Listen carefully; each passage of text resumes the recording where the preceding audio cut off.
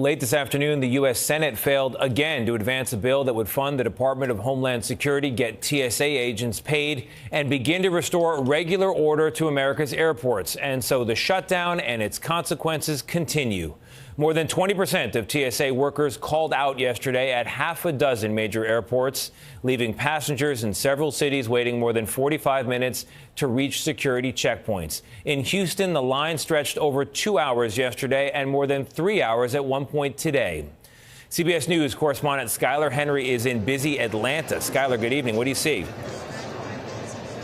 Hey, Tony, good evening to you. We are here in the atrium here at the airport, and believe it or not, these long lines are an improvement from what we saw earlier today.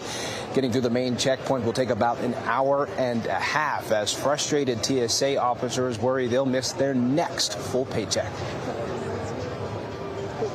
This spring break, the biggest lines aren't at theme parks, they're at the airport. From a 3-hour wait in Houston, We're praying for a miracle.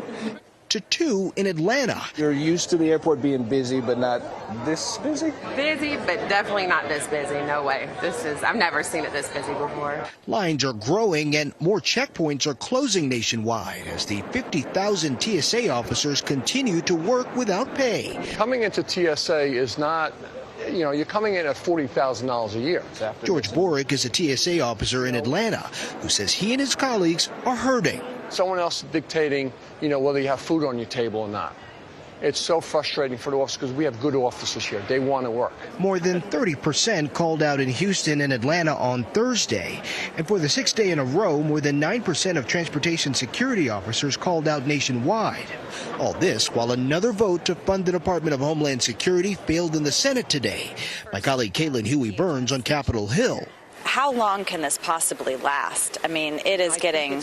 I agree. I think it's got to come to an end. We're making progress. We had some good discussions with members on the other side of the aisle. The standstill on Capitol Hill frustrating the passengers still standing in line at the airport. We should not be punished because congressmen are fighting with each other.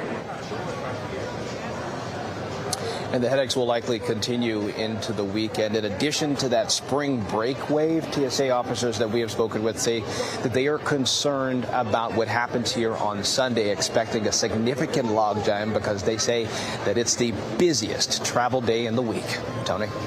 Skyler Henry for us in Atlanta. Skyler, thank you very much.